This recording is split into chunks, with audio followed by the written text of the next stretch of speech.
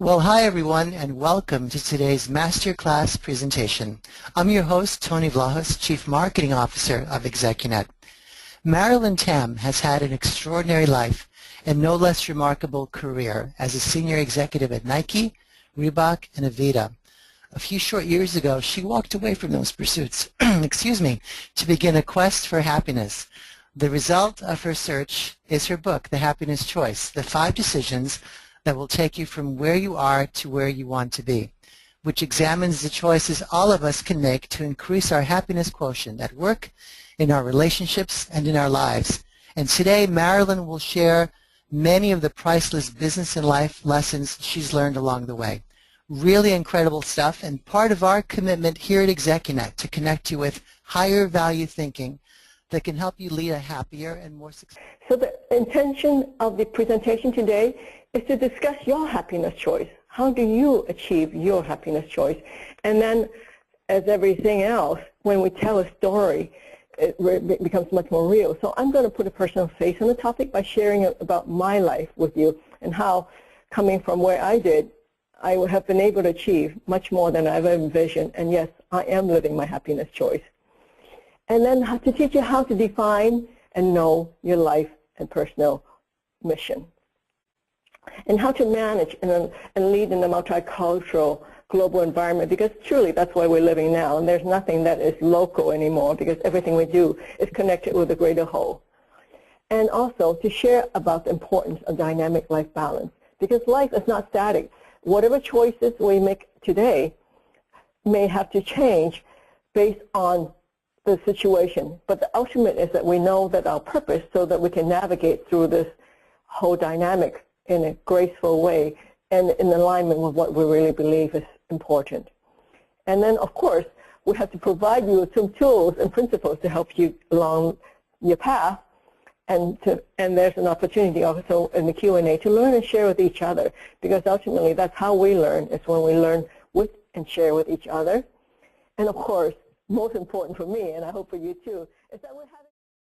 And with that, I was sent back to live with my birth family. So in this process, what did I learn? I learned that hard work pays. I learned that I don't get to question authority, because my very life, no matter what was happening to my life, was not even on my control. And obviously, it seemed like there's an upper limit to how far a person could rise in life. So I'm asking you a question now. Are you hanging on to anything that's holding you back now?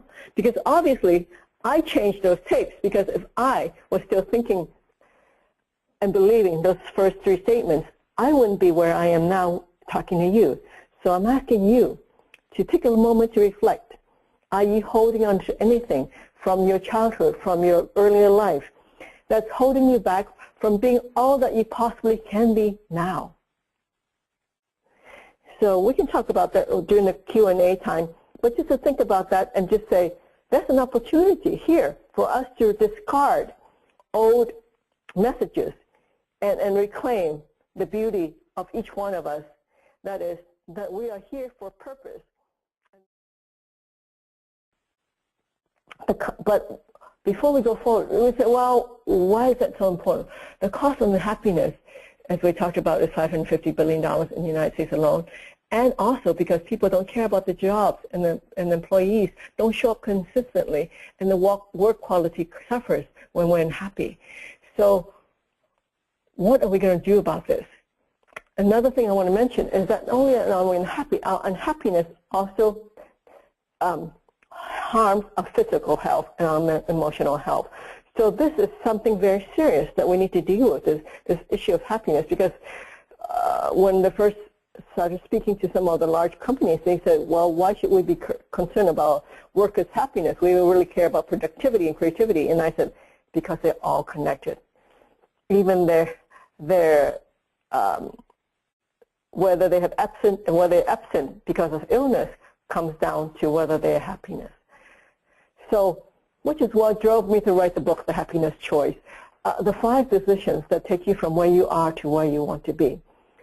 So over time, I have worked with many companies and many organizations globally on what really makes a difference What decisions do we make that's going to take you from your level of creativity, productivity, and health, and relationships, and spiritual well-being to really the ideal for you, not anybody else.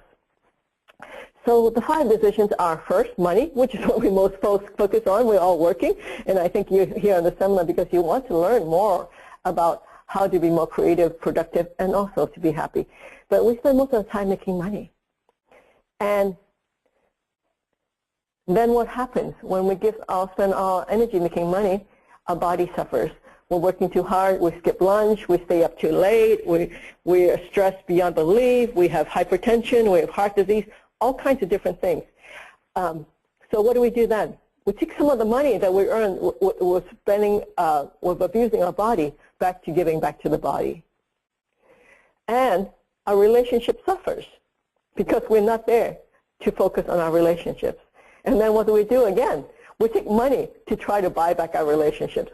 We go to therapy, we buy them gifts, we take them on vacation, but all still thinking that somehow if we spend money, we can fix these things. And even if we have the first 3 in balance, because some of the people that I work with, the CEOs and then the high executive leaders, is that they're the first 3 more or less in balance. They have plenty of money, they have a chef, and they have a person who comes in and works out with them, and they are on the 3rd or 4th relationship or spouse, and they think that they're happy. But there is something that still gnaws at them inside. They feel an emptiness because they don't have something greater to hang on, which is what helped me through, is that when I always believe that with my life purpose, I'm serving the greater whole, and something that's abstract, something what I call spirit. And you may call God or whatever name for something greater than yourself that you know about, that you want to anchor to, the spiritual part of your life. And then the most important thing also is that we came into this world completely helpless, and we were helpless for years, needing care and support from others. And when we are ready to transition out of this world in our last years, again, we have to depend on the community. So when we look at the 5 decisions that we need to make in life, how we allocate our time and energy and focus on money, to our body, our relationships, our spiritual life, and community is what's going to determine whether we are happy and consequently how the whole balance works.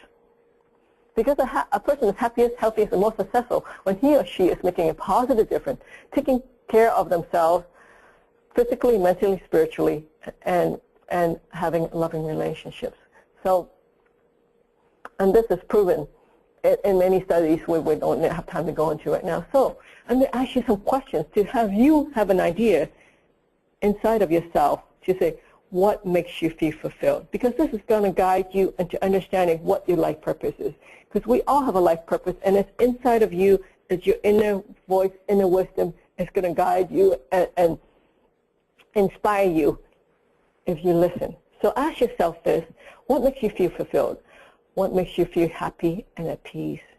What would you like to be remembered for? Is your work fulfilling your life purpose?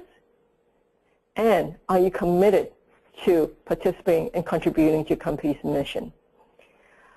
See how all those are aligned, and then you will be living your life purpose.